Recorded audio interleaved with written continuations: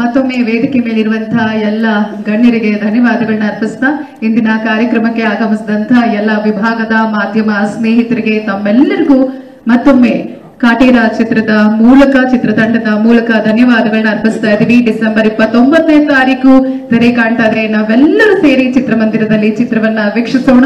ಮತ್ತೆ ಮುಂದಿನ ಕಾರ್ಯಕ್ರಮದಲ್ಲಿ ಭೇಟಿಯಾಗೋಣ. ಅಲ್ಲಿವರೆಗೂ ನಮಸ್ಕಾರ. ಜೈ ಹಿಂದ್. ಮುಂದ್ಗಡೆ ಕೂತಾರಪ್ಪ ಸ್ವಲ್ಪ